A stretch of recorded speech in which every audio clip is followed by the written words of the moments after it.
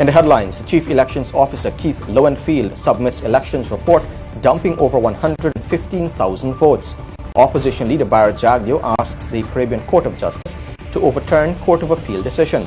Santa Rosa Tushao welcomes stricter measures as COVID-19 cases climb. Stranded Guyanese in Canada desperate to return home. And in sport, Chris Gayle opts out of CPL 2020, citing personal reasons. With the news, I'm Avinash Ramzan. Good evening and thank you very much for joining us. We start off by telling you that the country's Chief Elections Officer Keith Lowenfield on Tuesday presented a report of what he considers valid votes and in so doing dumped over 115,000 votes and gave the APNU AFC enough parliamentary seats to form a government. The report is expected to be rejected by Justice Claudette Singh, the chair of the Guyana Elections Commission, GECOM. Lowenfield presented his report to Justice Singh one day after the Court of Appeal ruled that valid votes must be used in determining the winner of the elections. But the court order has been stayed for 3 days and is not yet in effect. Last Thursday, at just the signal of court action, Lowenfield withheld his report, but now, even though the order of the Court of Appeal has been stayed and an appeal filed with the Caribbean Court of Justice, Lowenfield has handed in his report. In the initial report, which he submitted to GECOM, Lowenfield gave as valid the votes from the national recount, but now he submitted a report which is completely different.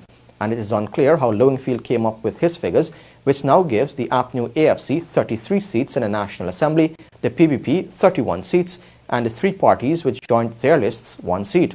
Figures from the recount would give the PBP 33 seats to form the government. APNU AFC would get 31 seats, and the three parties, ANUG, the LJP, and TNM, would get 1 seat to complete the 65-seat National Assembly. In his first report, based on official figures from the recount, Lowenfield certified that there were 460,352 valid votes. On Tuesday, he reduced that figure to 344,508. That's a difference of 115,844. Figures from the recount show APNU AFC received 217,920 votes, but in his report on Tuesday, Lowenfield gave them 171,825, a reduction of 46,095. Figures from the recount show that the PBP won the elections with 233,336 votes, but Lowenfield reduced their figure to 166,343. That's a difference of 66,993. Figures from the recount show that together, ANUG, the LJP, and TNM received 5,214 votes, but Lowenfield reduced their combined votes to 3,348, a difference of 1,866. Meanwhile, the opposition leader Barra Jagdeo has moved to the Caribbean Court of Justice, the CCJ, asking for the court to reverse the decision of Guyana's Court of Appeal, which on Monday, by majority decision, chose to say that in determining the results of the elections, the Guyana Elections Commission, GECOM, must use valid votes. In its ruling on Monday, the Court of Appeal did not grant any of the declarations seeking to block Lowenfield from submitting his report or from forcing GECOM to determine the credibility of the elections. But Jagdeo is leaving nothing to chance and moved to the court over fears that Lowenfield would use the figures he alone, in agreement with APNU, calculated after calling into question scores of ballot boxes. Lowenfield's calculations, after dumping hundreds of thousands of votes, would hand the APNU AFC a massive victory over the PPP. Article 177(2) of the Constitution dictates that the party with the most votes wins the elections. But because the legal order for the recount signaled a need to establish the credibility of the elections, 2 of 3 Court of Appeal judges interpreted the meaning of the Constitution to say that the party with the most valid votes wins the election. Former Attorney General Anil Nandalal is one of the attorneys who filed the case for Jagdeo. A majority of 2-1 decision of the Guyana Court of Appeal declared that more votes used in the Constitution means more valid votes. Now, on its face, nothing is wrong with such a declaration, because whenever the law uses the term votes, obviously the law means valid votes. Unfortunately, APNU AFC have grabbed on to that and are now contending that the Chief Elections Officer must only count what the Chief Elections Officer determines to be valid votes. And we already have evidence before the Commission that the Chief Elections Officer, in an unlawful and fraudulent act, discounted and rendered invalid some 275,000 valid ballots as invalid cast at the last election in his observation report to the Commission. 275,000 votes constitute about 60% of the votes cast by the electors at the last elections. And that when you deduct that, and he deducted it from the PPP, leaving APNU with a 2/3 majority in the National Assembly. Now, as I said, APNU, AFC have held on to this Court of Appeal ruling and are now interpreting it to mean that Keith Lowenfield can arrogate unto himself the power to determine what is valid votes. And as I said, can make the deductions as aforesaid. Now, that's a dangerous risk to run because although the Commission itself has determined that it is only valid votes that were counted at the recount exercise and only valid votes tabulated on each SOR and only valid votes tabulated and certified for each electoral district, which resulted in a total of only valid votes in the end in a report that Lowenfield submitted. Well, of course, you cannot trust the Chief Elections Officer. He can very well now alter that in his final report and, using the language of the Court of Appeal, obviously wrongly, deduct 275,000 votes and present a report to the Commission and argue that the Commission is bound to accept that report. So it's against that backdrop that we believe that out of an abundance of caution, we will appeal this matter to the Caribbean Court of Appeal. Jagdeo contended, as does the chair of GECOM and 5 other parties which contested the elections, that the Court of Appeal did not have the jurisdiction or power to hear or determine the case, as the Constitution particularly limits the Court of Appeal to only hear matters regarding the qualification of a person elected to be president. And it is this position that Jagdeo maintains and has asked the CCJ to determine before Lowenfield submits his report and the results are declared by the chairman. He argued that the court was wrong in interpreting Article 177(2)(b) by modifying the provision to include the word valid in circumstances where the Court of Appeal had no jurisdiction to do so. He said that such a modification was both unwarranted and unnecessary, as well as inimical to the complex legislative scheme for the conduct of elections as framed by the Constitution and multiple acts of Parliament. He further submitted that the Court of Appeal's decision contravenes the constitutional doctrine of the separation of powers by authorizing GECOM to usurp the specialized jurisdiction of the High Court under Article 163 of the Constitution, which says that questions regarding the elections should be solely determined through an elections petition in the High Court. Jagdeo further argues that what the Court of Appeal in effect did by considering the recount order was to review the decision of GECOM. This, he said, was in breach of Section 141 of the Representation of the People's Act, which prohibits any court from inquiring into whether any function of GECOM has been performed validly or at all. Meanwhile, Nandalal also addressed arguments that the matter could not be appealed to the CCJ. The main ground why the matter is appealable is that the Court of Appeal, or no court for that matter, can arrogate unto itself a jurisdiction that it does not have, then make a decision in the exercise of that jurisdiction, and that decision remains unappealable. It cannot, because it's a nullity. The decision is no decision at all. And at any time a decision or a legal or a court order is a nullity, then it is liable to be set aside ex debito justitiae by a court of competent jurisdiction, including one on appeal. And therefore, the Caribbean Court of Justice must have jurisdiction, even if only to tell the Court of Appeal that they were wrong in taking jurisdiction when none exists. So we are satisfied that the appeal is, the matter is appealable, and we have every expectation that we will succeed and we will bring clarity to the law, and we will get a ruling favorable from the Caribbean Court of Justice in the shortest possible time. When the newsroom returns, stranded Guyanese in Canada desperate to return home. Santa Rosa Tushao welcomes stricter measures as COVID-19 cases climb, and flooding in Region 9 affects roads and farmlands. Stay tuned. Come back. This is the newsroom. Santa Rosa has become the hub of COVID-19 cases in Region 1, and the village leader, Juanita Phillips, has welcomed the emergency measures which will be implemented in the region as persons continue to break the law. Data Shaw told the newsroom on Tuesday that the community was not prepared for a large number of cases and is running out of isolation facilities. Bibi Katoon reports. 18 new cases of the COVID-19 were confirmed in Santa Rosa in the Moruca Subdistrict in Region 1 on Monday. As a result, the National COVID-19 Task Force held an emergency meeting and decided to implement cease work orders for specific areas in the mining sector, screening, wider testing, and checkpoints as various areas.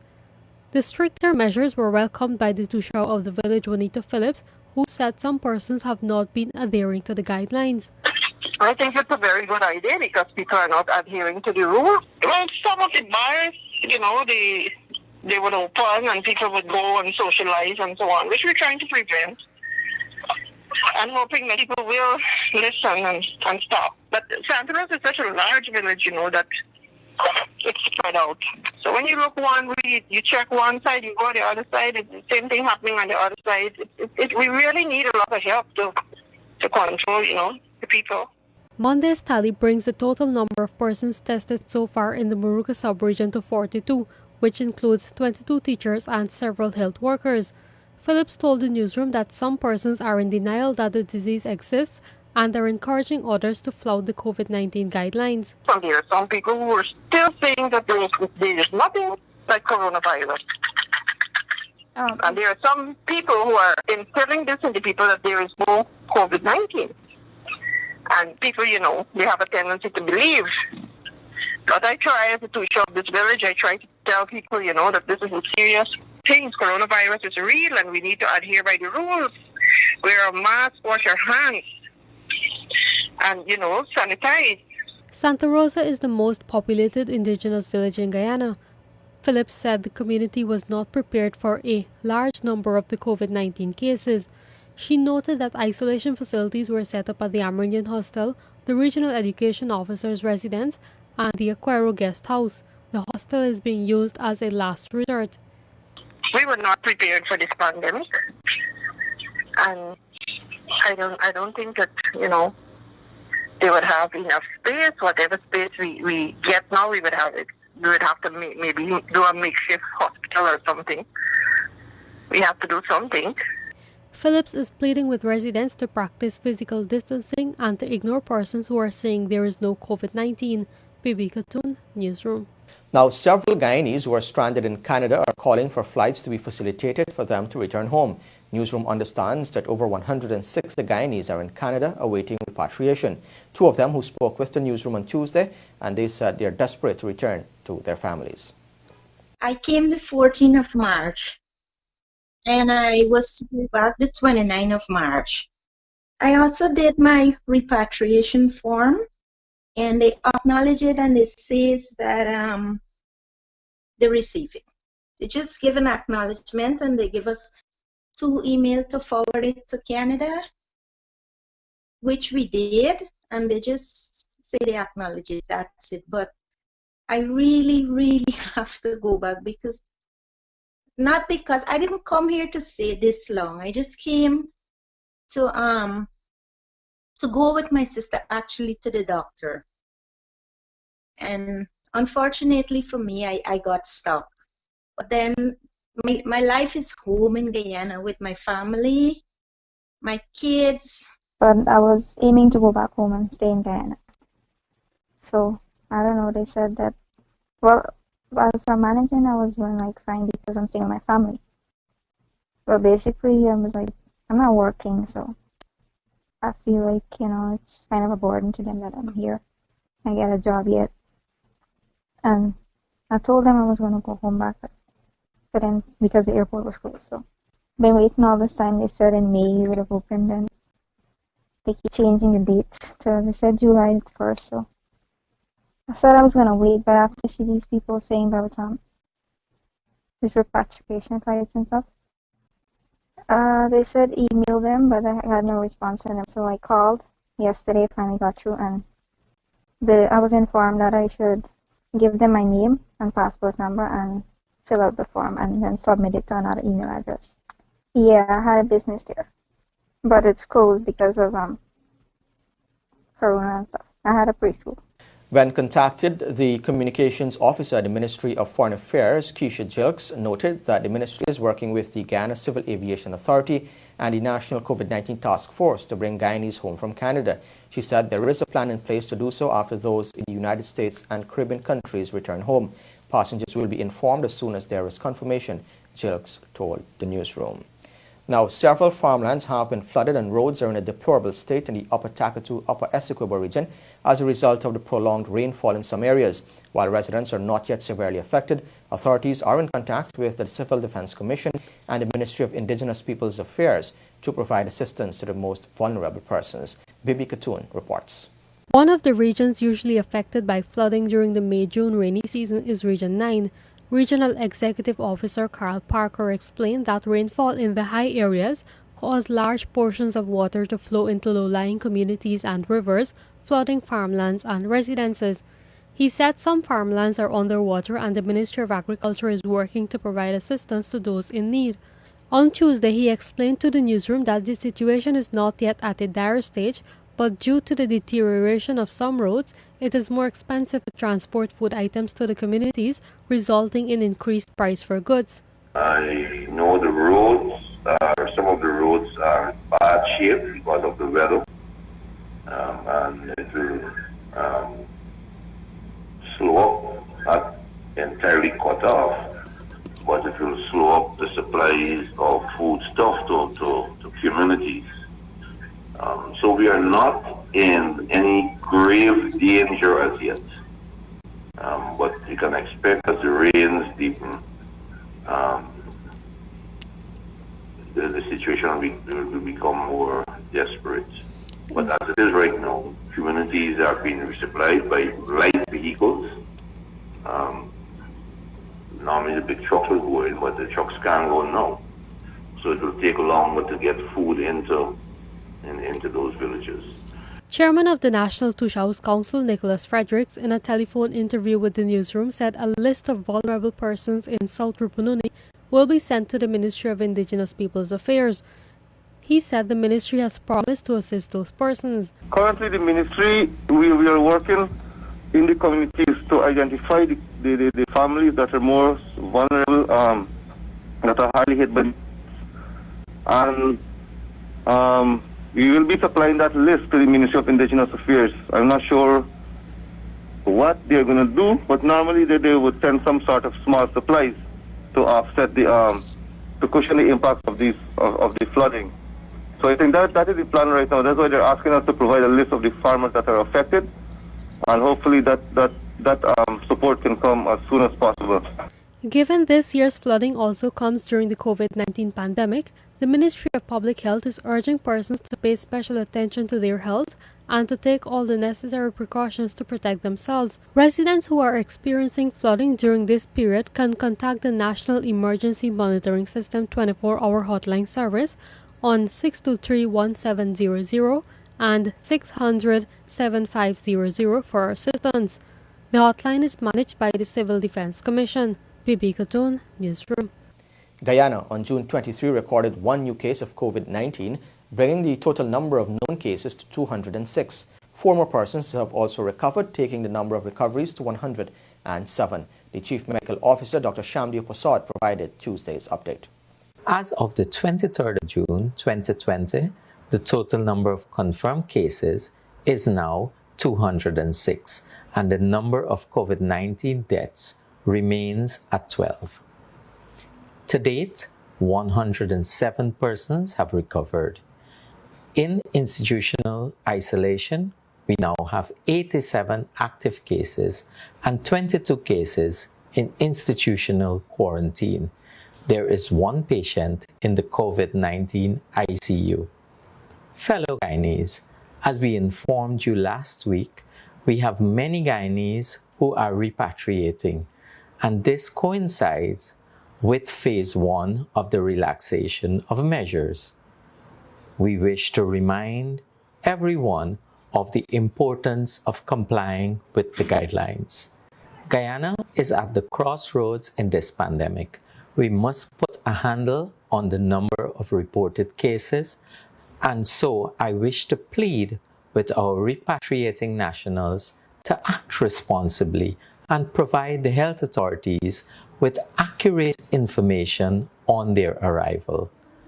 This is the only way that the ministry and the surveillance team will effectively be able to monitor you and manage the COVID-19 situation.